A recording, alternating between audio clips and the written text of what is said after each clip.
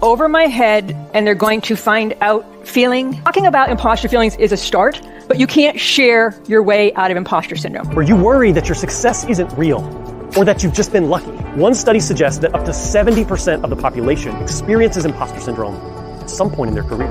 Imposter syndrome is created in childhood when our parents deny our authentic self. They do this by shaming us and shaming that authentic self because they're trying to control us into becoming what they want. When a person is experiencing imposter syndrome, they're having a massive shame attack.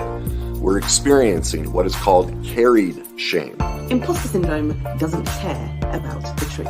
It doesn't matter whether you have the title, whether you have years of experience, whether everybody around you is telling you how amazing you are. The reality is, imposter syndrome, in fact, it's even more likely to crop up the more evidence you have around you of how great and how deserving you are. It doesn't care about the facts. It's only interested in reminding you and making you feel like a fraud.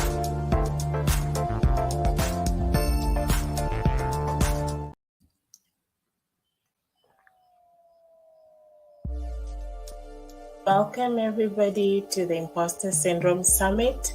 Today is the 12th of June and we have another exciting expert to speak to about imposter syndrome and even about spirituality when it comes to imposter syndrome. And I'm super excited to introduce to you Philip Goldberg. Philip Goldberg has been studying the world's spiritual traditions for more than 50 years as a practitioner, teacher, and author. An ordained Interfaith Minister, spiritual counselor, and public speaker, he has presented at major venues throughout the US and has been featured in numerous publications. He has authored and co-authored more than 25 books, including Get Out of Your Own Way, The Intuitive Edge, Roadsigns on the Spiritual Path, American Veda, From Emerson and the Beatles to Yoga and Meditation, How Indian Spirituality Changed the West, the seminal biography, The Life of Yogananda, the story of the yogi who became the first modern guru, and his most recent Spiritual Practice for Crazy Times, Powerful Tools to Cultivate Clarity, Calm, and Courage. Phil has taught courses on various online platforms, hosts the Spirit Matters podcast, and serves on the board of the Association for Spiritual Integrity. Welcome to the summit, Mr. Goldberg. How are you? I am well, Mary. How are you? I'm fine, thank you. I'm very thankful that you humbled us with your presence and that you made the time. I don't know if there's anything you would like to add to your introduction that I may have left out. No, I think you covered the important things. Thank you. All right. So I'll go straight into the questions. You have authored many books on different topics. Do you ever feel yourself getting imposter feelings with every new book or collaboration? That's a very good question to start with. Not anymore, or I should say rarely anymore. Because I've been doing it so long and I've done it so much. However, let me add that when I do something that's a major departure from my usual nonfiction writing, I've been writing professionally for more than 45 years, and 95% of it or more has been nonfiction, especially in the areas of spirituality and self-improvement, things like that. However, I'm working on a novel. I'm writing fiction, and I run into it because I'm now departing from my usual skill set. And can I tell you a story? Go ahead. I published a novel in the 90s, and it was a departure then, and I had a lot of insecurity about whether I could measure up. But I wrote enough of it to get a publisher. And my editor and I agreed that I would then start writing fresh from chapter 1.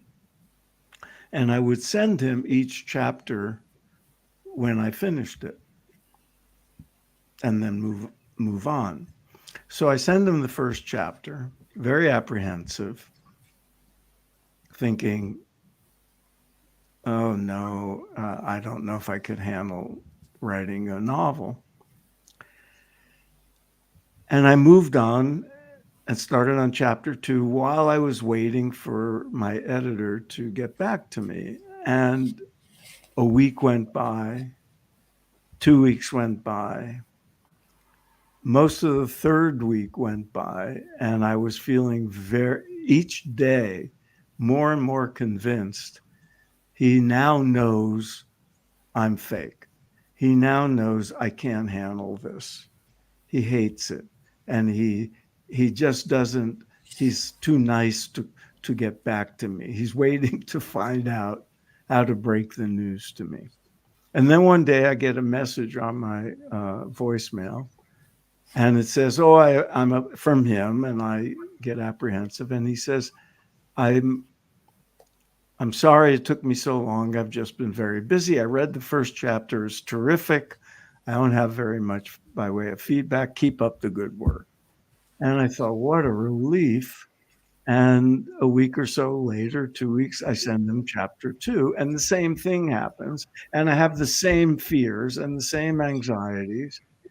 And the same thing happened with chapter 3 and chapter 4. And each time I said, well, now he surely sees through me.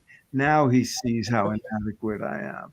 And at one point, while waiting to hear back from him on chapter 4, I thought, it's taking him so long because he's moved up to the business department to find out how to get out of my contract. And then when it started happening with chapter 5, and each time he said he liked the work. And then it happened with chapter 5, and I'm waiting, and the same thing. And finally, I talked to a friend who said, haven't you got the message by now? This is all in your head. You have, I don't think he used the term impostor syndrome, but he was, it's a particular kind of phenomenon among artists, creative people, writers. You take on something new and you think, I'm out of my wheelhouse now and I'll be discovered. But finally, after chapter 5, when he told me how much he likes the book, I shifted from he really hates it to how can he like it so much? He must be a terrible editor. There's something wrong with him. Because he's not good enough. He's not sharp enough to see that I can't cut it. So yes, I have experienced that. I don't think I will experience it now with this new novel. I kind of like what I'm doing. But I think after a while, the universe gives you enough messages that you're okay. But if I were to, do something different now, if somebody were to say, how would you like to be the CEO of my company? And I was foolish enough to say yes. Then I would go into the office first day and feel like a total fake and imposter because I'd be, outside of my comfort zone. So that's my long answer to your short question. Actually, I think you've answered my next question, which was from yesterday's speaker, Tara Halliday. And her question was, what is your personal experience of imposter syndrome? Because most people hide it. Most people don't want to talk about it. because there's an aspect of shame or embarrassment attached to it. But I think that you've touched on that. I don't know if you want to add. No, I was comfortable talking about those instances because I've come to learn, at least in my area of expertise, my occupational zone of mostly professional writing, public speaking. It's so common, and I have candid enough friends so that we talk about it, and that takes a lot of the edge off. I mean, if one thing, if I have advice about this, it's you're not alone. You're not the only one who feels that. I mean, in your intro, there was some indication of how common this is. In fact, it was one of the things this week after you invited me on, I started thinking, I'm not sure I like the word syndrome. I know it's the acceptable term, but it sounds pathological. It sounds like it's like a medical problem, a psychiatric problem. When something's this common, it doesn't make sense to pathologize it. It's almost so common that one of the antidotes is to just laugh about it. And when I tell the story I told you about my novel to other writers, we crack up because everybody goes through it. You mentioned my book that I co-authored, Get Out of Your Own Way. That was a collaboration with a psychiatrist named Mark Goulston, who's a practicing, psychotherapist for decades.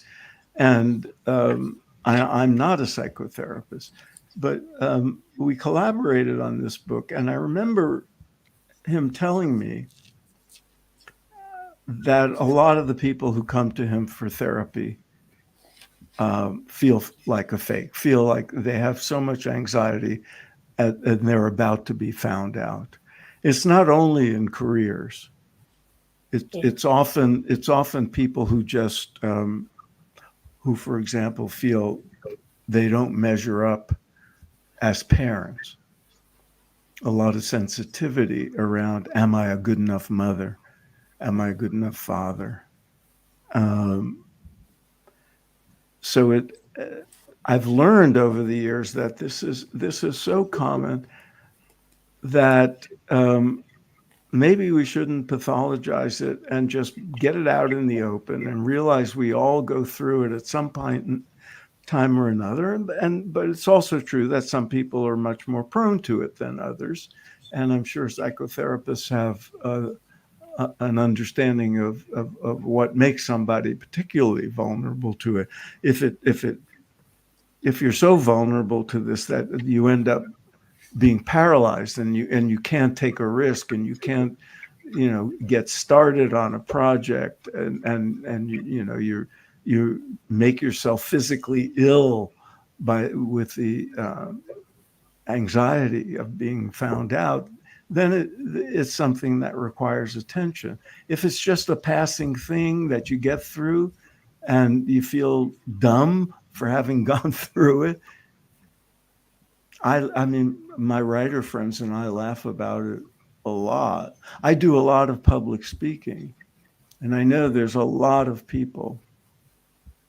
I've met, presidents of company, highly professional people who, surgeons who can, do anything in the operating room.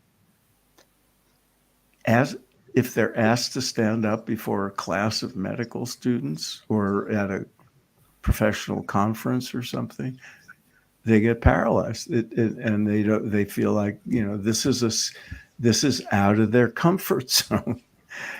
And I know people who make a very good living helping people get over that so they can give a talk or run a meeting. So it often comes down to areas of vulnerability, whether it's public speaking or writing or parenting or I'll tell you the truth. I used to get it sometimes when I was still young enough to play ball. And people would see me, for example, shooting a basketball by myself. I could do that very well. And then they think I could do other things on the basketball court very well. and, and I would be terrified that it's, oh boy, as soon as they see me try to play defense or something, I'm going to be booted off the team, you know. So, yeah. But you still stayed in the team. You weren't booted out. Well, no, I was not booted out because it was not a high level enough for anybody to care. I can see that. I can see that happening. I think it's important that you've mentioned that it appears in all aspects, including even in parenting. Yeah. And speaking of the book with Mark, I was going to ask you what was the motivation behind it? What made you and Mark have this conversation and say, you know what, let's write this book? Was it just the writers? What was his motivation, if you could speak for him since he's not here? It was his idea, but the original idea was different. He wanted to write a book. He needed help. He wanted somebody not only who was a professional writer, but who had enough knowledge of psychology and human behavior to help with the ideas and stories and so forth. And so we spent a lot of time. I can't even remember what the original angle was, but I know he had a collection of what he called usable insights, which are featured in the book and Get Out of Your Own Way. And at a certain point when I was saying, I don't know if this idea is going to fly. I don't see it. He started talking and he mentioned, people's self-defeating behavior. And I said, self-defeating behavior, that's probably very common. Why don't we home in on that? And then at a certain point, one of us threw out the phrase, help people get out of their own way. And it became the title. And here we are, 250,000 sales later or something, 20 years. So we put our heads together and started thinking, what are the self-defeating behaviors people engage in? What are the common mistakes? It was mostly Mark's insights from his psychotherapy practice, but I had a lot as well from my own experiences and of, counseling and interviewing people and so forth. That was the initial story. Okay. So you write a lot about spirituality. You are a spiritual minister. Is there a link between spirituality or lack thereof and imposter syndrome? I think so. In thinking about this conversation we're going to have, because I know, some of the other people who you have on the program, on the series, are more expert in imposter syndrome as such than I am. However, thinking about my own area of expertise and my own interests, one of the things that occurs to me is one of the habits of mind and feeling that is classic, is almost the human condition, is that we look outside of ourselves for our happiness, our fulfillment, our validation. The spiritual traditions of the world all agree that that's a mistake. The things we achieve in the world the things, the pleasures we encounter in the world, the satisfaction of sensory pleasures, achieving something at work, falling in love, having a family, all these things are changeable and temporary. We have ups and downs in life. If all of our, if we are so heavily invested on outer experience, we're bound to suffer disappointments, unhappiness, and so forth at various times. That's the first noble truth of Buddhism, essentially. So the spiritual traditions turn us within, because it's within ourselves that we have what I call in my most recent book, Spiritual Practice for Crazy Times, a sanctuary of peace and a fortress of strength. It's our deepest nature. It's the core of our being. There's stillness there. There's joy there. And the more we cultivate those qualities by going deep within ourselves, which is what spiritual practices are designed to do, the less dependent we are for our happiness on the circumstances of outer life. The other piece of that is that we tend to identify ourselves in a limited way. So I see myself as Phil, this guy with the one paragraph biography that you read. This person in this body with a certain personality and a background and certain skills and circumstances and so forth. What the spiritual traditions teach us is that we're not just that. We're more than that. We, in our deepest, most authentic self, our true self, have no such boundaries. We're vast. We're infinite. On the soul level, we have a kind of perfection that our personalities, our egos, the roles we play in life can't match. Those are temporary circumstances, temporary conditions, changeable conditions. But on the soul level, we're something more. And the spiritual traditions would have us identify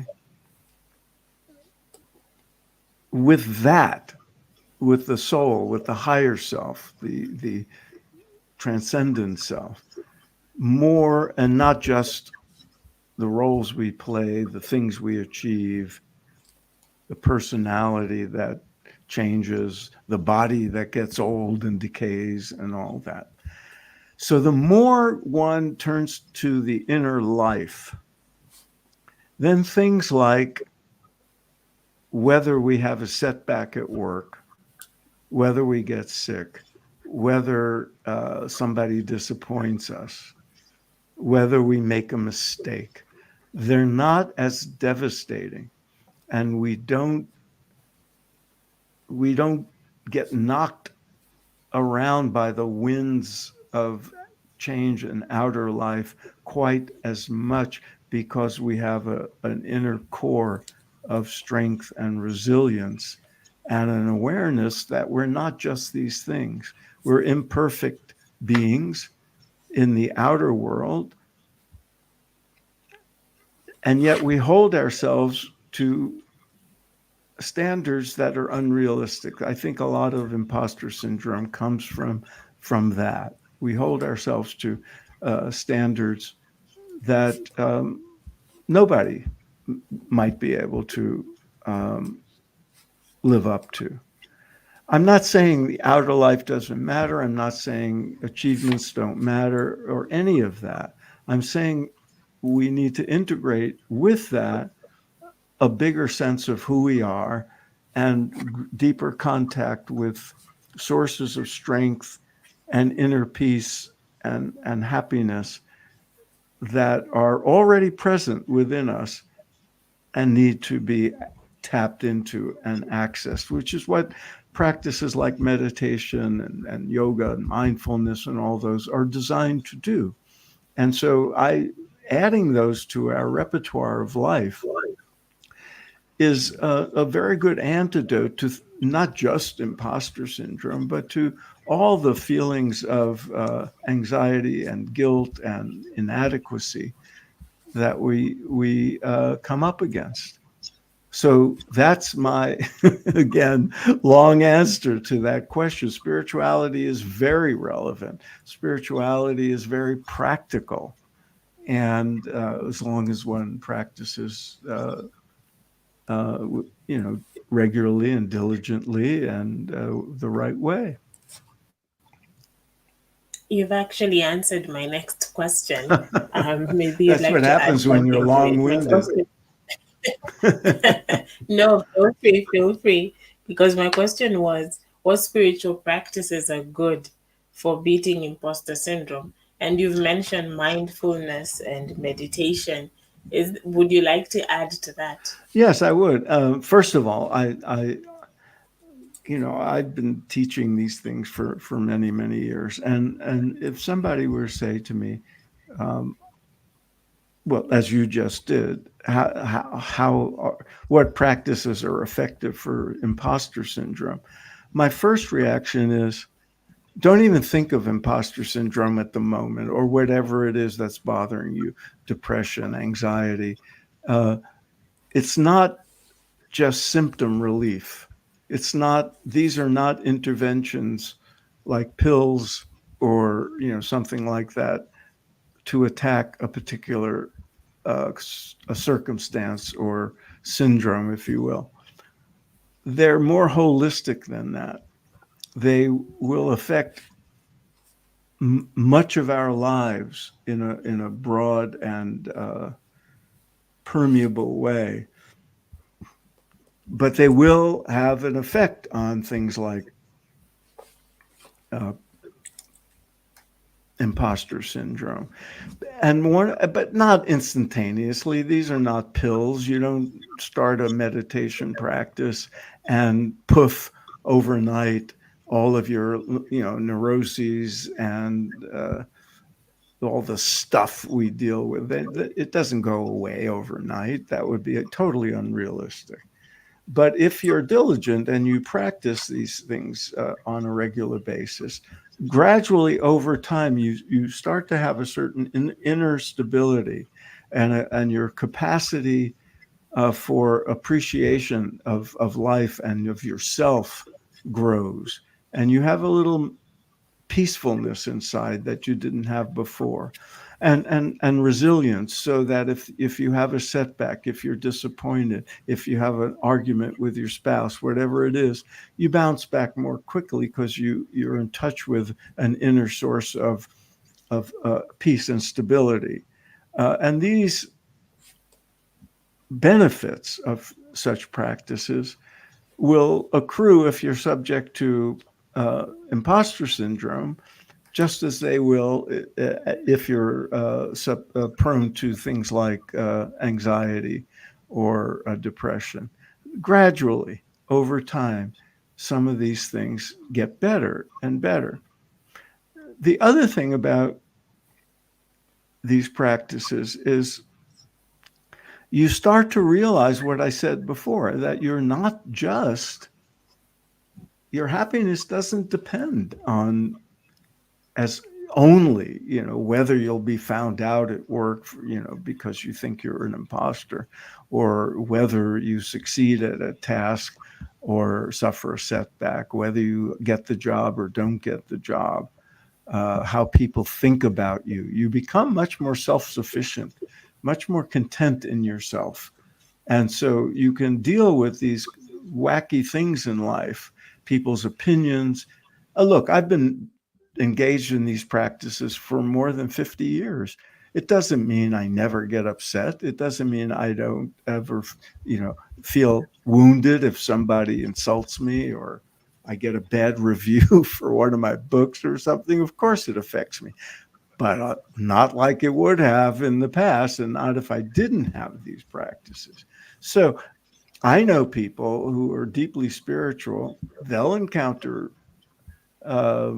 imposter syndrome. The story I told you about when I was writing that novel, I had already been on my spiritual path. I was already teaching meditation and everything for 20, 30 years at that time. And yet I still succumbed to it. But I get over it faster. I can laugh at it more easily. And in talking to other people, I discover that I can have a certain lightness about when imposter syndrome, rears its ugly head in my life, because I know by now, maybe it's one of the advantages of getting older. You meet enough people who have the same issues, and you realize you're not the only one. Everybody does, and so you can treat it with a little more lightness. Does that make sense, Mary? It does, it does. And I guess my next question then would be, since you have studied many spiritual cultures and exposed yourself to many types of spiritualities, which cultures would you say are most likely to predispose someone to imposter syndrome, without accusing any culture? That's a good question, and Yeah. I don't know that I know the answer, but I know America would be my guess. Any culture Number one. where any culture where a person's value hinges on material success, status, reputation, professional reputation, is probably a breeding ground for imposter syndrome.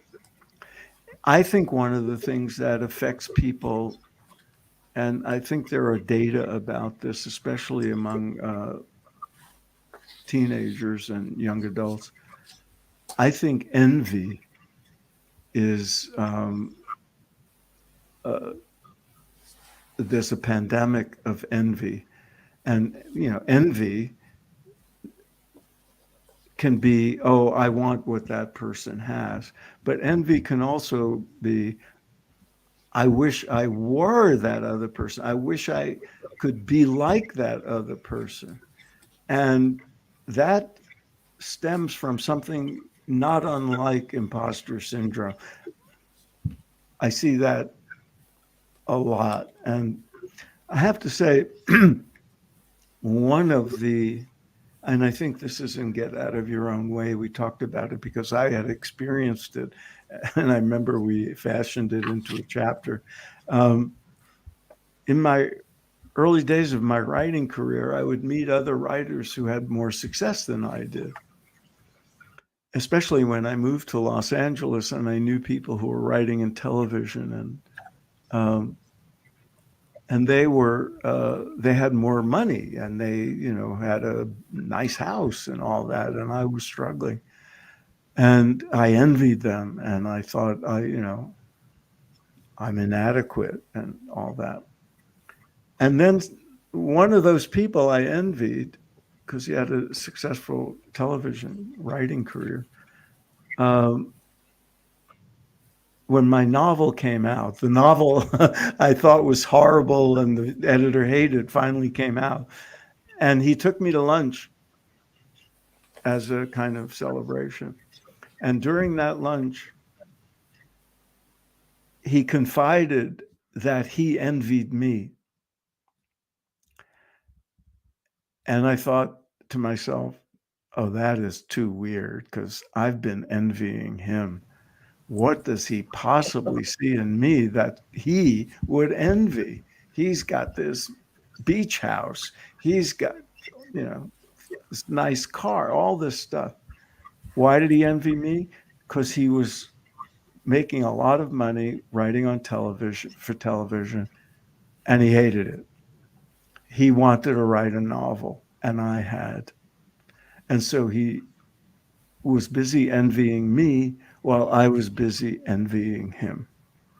And that was a tremendous lesson in my life. And now when I run into people who have envy, or they think they're inadequate, they think they're an imposter, one of my remedies is talk to the people you think are not imposters. Talk to the people you think have what you wish you had. See if you still envy them when you talk to them. And very often you find out, well, those people may be more successful, or they may not succumb to imposter syndrome at work, but they think they're a horrible father or mother. They can't have a good relationship, or whatever it is. Nobody's perfect in every area of life. So often we feel like we're imposters in areas of life we don't feel secure in. I bet you a lot of people who have that around their careers, and most of the time when you hear about imposter syndrome, it's around the workplace, it's around career, especially if people are moving up. At each step of the way, they think, oh, now they'll find me out. I managed on the ground floor level. I managed at the next level to fool them. But now, now that I have a managerial job, they're going to find me out. And and this is what happens. But a lot of those people, they don't have imposter syndrome about their family life or in their marriage. They may feel perfectly comfortable and perfectly adequate in those areas of life. Maybe they're terrific friends. Maybe, they have a wonderful family life and that's something they're good at it. They don't even think about it. But there's other people who are very good in their careers, and they become people, terribly neurotic and feeling inadequate and feeling guilty and feeling shame as soon as they get home at night. So we have to look at our lives as a whole and understand that some of these feelings of I may not be up to the task. They're natural. Tonight, after we're finished, I'll be watching the NBA finals. These are the highest class athletes in the world. You think they don't get nervous before a game? You think they don't feel like, oh, I hope I can handle it. I hope I'm up to it. Oh, I'm not sure I'm on my game tonight. They all go through things like that. So, we have to be a little kinder to ourselves, I think, in this realm. I guess, yeah, we need to give ourselves a bit more grace. And you coach new authors and writers. Does Yes. imposter syndrome play a role on whether or not a person becomes a good writer or succeeds in writing? Thank you for correcting that, because some people can be I'm a very good writer, but I had that story I told you about. I had already written 8 or 10 nonfiction books, but now I was writing a novel. And now I've written, 25 or so nonfiction books, and I'm writing a second novel, and I feel it all the time. When I show a chapter to a friend who I trust and they like it, I'm often surprised. And honestly, when I just went back to start rewriting my first draft, and I expected to hate it. And I didn't. I really like it. And then what did I do? I I said, wait, it can't really be good. You're fooling yourself. You're an imposter as a judge of your own writing. You're talking yourself into it that it's good. So, the creative arts, I think, and especially things like writing, I encounter it all the time in helping people write their books. It's one of the reasons I've done a lot of ghosting. A lot of people, they don't feel they can write a book. And in some cases, it's true. They don't have the talent. They don't have the inclination. So they work with people who help them write. But other people are perfectly adequate, perfectly good, decent writers who have a good book in them or a good story to tell. And but of course they're going to feel inadequate. Why? Everybody reads. We grow up reading. And what do we read? We don't just read our friends' emails and texts. We read great literature, or at least we used to when we were going through high school and college. We read professional writing. When we read a newspaper or a magazine, we're reading professionals. And those professionals are edited, and they do draft after draft after draft, and they get feedback, and they get critiqued. And finally, the finished product is what you read. Most people don't realize how much work goes into it, and they have a model in their mind of what professional writing should read like, sound like, and they write whatever they write, and it doesn't measure up. And so they conclude they don't have what it takes. And sometimes they're already, like I was with my novel, under contract. And now they're thinking, oh my God, I pulled the wool over their eyes. I'm really terrible. And they're going to find out and all that. But one of the reasons is they're measuring their first draft against professional writing that's been through many drafts. And one of the things I have to do when I coach people, and I'll bet this applies to other professions as well, is have realistic expectations. Some things take time. Some things you need a lot of trial and error. You need feedback. You need to work on something, get away from it a while, give it a fresh look, rewrite it, do it again, do it again, do it again, and improve it every time. And eventually it'll measure up. And then you'll hand it to your editor and you'll worry, like I did, that it's not good enough. But because it's built into the process until you've been through it enough to know that you're okay. And you're not Shakespeare, and you're not whoever your favorite novelist is, but you're good and you can do the job. And the assignments you take on, the projects you take on, should be in your wheelhouse. I would, even with all these years of professional writing, it would be stupid of me to think I'm going to write the lyrics to a Broadway musical. Because that's not my skill set. And if I decided, hey, that would be fun, I'm going to try that, I wouldn't have imposter syndrome because I wouldn't be expecting that. I wouldn't be in a position of somebody, realizing I'm a fake, because I know I'm a fake. I'd just be doing it for fun. But so you get a more realistic sense of yourself, and confidence comes in time. You get enough feedback and you learn that everybody else goes through it. I'm sure that there are people, who are running major companies who feel like imposters, that the next board meeting, they're going to realize I'm a phony and I'm a fake, and I've been pulling the wool over people's eyes all these years. I'm sure there are Academy Award winning directors who get go on the set for the first day on a new film, and they think, oh my God, I can't handle this. It's human nature.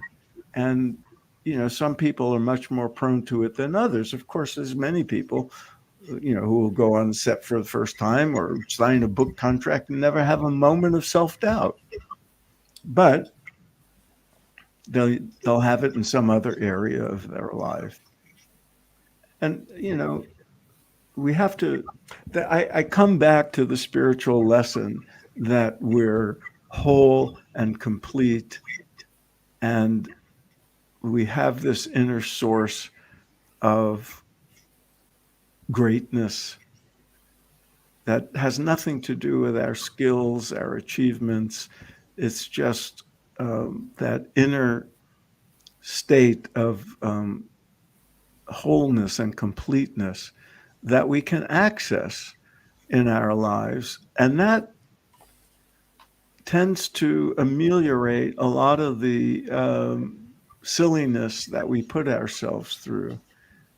It doesn't put an end to it. Nothing does, because we're human. I've met a lot of exalted spiritual teachers, gurus, swamis, people like that. They carry themselves with this great presence. But I'm sure there are areas of their lives where they don't necessarily feel like they're all that great, even though people are holding them up as some kind of exemplary human. We're all human. That's very true. My next question then would be, what would you tell your 21-year-old self now that you have studied all the spirituality, what you know about imposter syndrome, and where you are now? If you could go back and have a conversation with 21-year-old Phil, what would you tell him that you didn't know then, but you know now? There would be a long list. The first thing I would say is, don't be so hard on yourself. You'll get through this. Whatever you're going through, it'll pass. Turn to the world's wisdom. Apply those lessons in your life. And work at it. Work at your inner life diligently, but don't neglect the outer life. I made the opposite mistake when I was 21 or 22 or whatever it was. Most people in those days were so busy, most people at that age, so busy getting, their careers together and figure out, do they want to get married and dealing with relationships and all that. And I was just... those things were driving me crazy. And then I discovered these spiritual teachings, and I went in the opposite direction. I just said, those things don't matter. I'm just going, to focus on my spiritual life. And then, a few years later, I couldn't pay the rent. And so, and so we need balance in our lives. So I would tell my 21-year-old self, take seriously the spiritual teachings of the world, but don't become a fanatic and an extremist, and balance it out. And you don't want to be such a late achiever that your life is a mess. I would say that. I would also say to my 21-year-old self, you have when I was at that age, I wasn't sure what my career path would be. And I kept changing my mind about things, and I would have an idea of what I wanted to do, and then I say, oh, I can't do that. That'll never work out. And then I'd move on to something else. So in a sense, it was a kind of young person's imposter syndrome. But the one thing that was always consistent in whatever job I had or whatever I was studying in school was that I wrote well. And it didn't occur to me till many, many years later that that's my skill set. And that could be a career path. I wrote well. I spoke well. I was good with words. I was not nervous giving talks in public. It just took me a long time to realize that. So one thing I would tell my 21-year-old self, and one thing I would tell everybody listening, is that, and we come back to these spiritual practices that take you deep within, you start to get more and more in touch with your authentic self, the true self. And that's when you see what you're called to do in this life, what the pathways that are natural and authentic for you. Often with imposter syndrome, I think people are trying to, it's applying to areas of their lives where maybe because of social pressure or because of parents or peers or whatever, they're in an area of life trying to achieve that isn't not necessarily the best for them. I've met any number of people who are perfectly good at what they do, but feel maybe they missed their true calling. Maybe they missed their authentic thing. And it's never too late to change. I know people who have, changed careers at age 50. My wife did. She became a doctor of acupuncture and Chinese medicine when she was in her 50s. And because she finally realized that's her true calling. And so going deep within, getting in touch with yourself, being diligent about looking at where you find things going easily and smoothly and happily, and where things are difficult and where obstacles arise. Sometimes moving in the direction of the things that you find easy to do or that come naturally and give you joy. Do the things that light you up, and find ways, to do more of that. And maybe you won't feel like an imposter if you're doing things that are more authentic to who you are. So that's one of the things I tell my 21-year-old self. Really take a good, strong look at what works for you and what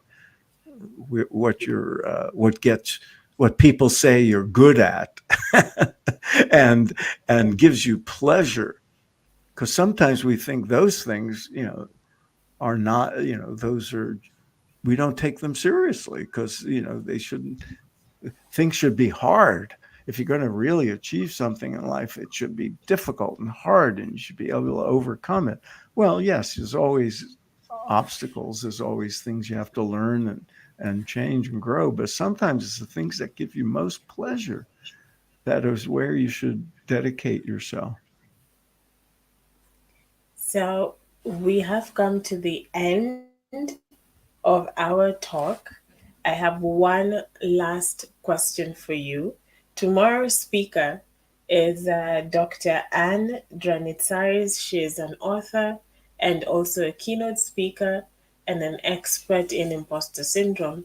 She's been doing this for many years and also works with many, many leaders. What would be your question on imposter syndrome for her? I would ask her to look at the video of my talk and tell me what I did wrong. No, I'm kidding.